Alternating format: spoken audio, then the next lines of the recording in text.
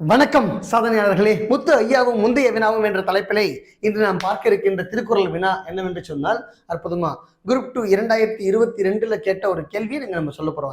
உங்களுக்கு ஊழையும் உப்பக்கம் காண்பவர் யார், அதான் கேள்வி. இங்க வந்தா ஊழையும் அப்படின்னு சொன்னா பார்த்தீங்கன்னா, வெல்ல முடியாத ஒன்று எது என்று சொன்னால் ஊழ் என்பது சான்றோர் வகுத்த நெறி. விதி என்று ஒரு சிலர் கொள்கிறார்கள். விதி அப்படின்றது அது முன்வினை பயனால் வந்தது, அது முன்னோர்கள் பயனால் விளைந்தது, எப்படி வேணா எடுத்துக்கலாம் உங்களுக்கு புரிகின்ற வகையில். இத்தகைய ஊழை வெல்வது என்பது அறியாத காரியம்.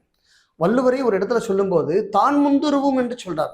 அது முன்னணி போய் நிற்குமாம்பா அப்படின்னு. ஆனா அத்தகைய வள்ளுவனே நமக்கு இன்னொரு இடத்துல அழகா வலியுறுத்துகிறார். என்ன சொல்றாருன்னா, யாருக்கு இந்த ஊழை கூட வெல்ல முடியும் என்று சொன்னால் ஒருவனால் வெல்ல முடியும் என்பதை தெள்ள தெளிவாக எடுத்துரைக்கிறார். ஊழையும் உப்பக்கம் காண்பவர், அடப்போட அப்படின்னு தள்ளி போட்டு போயிட்டே இருப்பானா. யாருன்னா, ஊழையும் உப்பக்கம் காண்பர் உழைவின்றி தாழாது உயற்றுபவர். வள்ளுவர் ஆள்வினை உடைமை என்ற அதிகாரத்துல இந்த திருக்குறளை பதிவு செய்கிறார். இதை அப்படியே வினாவா மாத்தி கேட்கிறாங்க.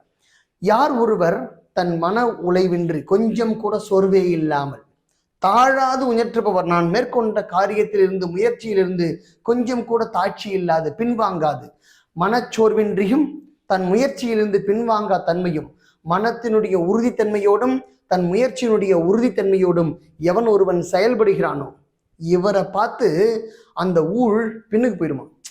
நம்ம பாவம் இவன் பயங்கரமா பண்றான்பா, இவனை போய் நம்ம விட்டுட்டு போதான் நல்லது, இதுக்கு மேல இவனை துன்புறுத்தக்கூடாது, நம்ம இவரை துன்புறுத்தி நம்ம என்ன பண்ண போறோம், இந்த துன்புறுத்தல் ஆகாது அப்படின்னு அது நினைக்குமா. பாருங்க வள்ளுவர் எவ்வளவு அழகா நமக்கு வலியுறுத்தியா பாருங்க. ஊழையும் உப்பக்கம் காண்பவர் உழைவின்றி தாழாது உயற்றுபவர் என்று சொல்றார். தன்னுடைய முயற்சி விடையா இருக்கார் இல்லையா, விடாமுயற்சி உடையவர். அது எப்படிங்க பாருங்க, விடாமுயற்சி இருத்தல் வேண்டும். அதே போன்று அதாவது பல இடங்கள் இந்த ஆழ்வினை அழகா வலியுறுத்துறார். முயற்சி தன் மெய்விருத்த கூலி தரும் என்று சொல்றார். முயற்சி இல்லாதவனுடைய தன்மை எத்தகையது என்று ஓமை சொல்கிறார். உங்கள்கிட்ட எப்பவுமே சொல்லியிருக்கோம்.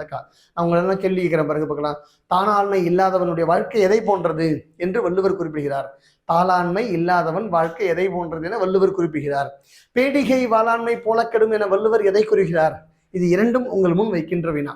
நீங்க எல்லாரும் கமெண்ட்ல பதில் சொல்லுங்க பார்க்கலாமா. நன்றி.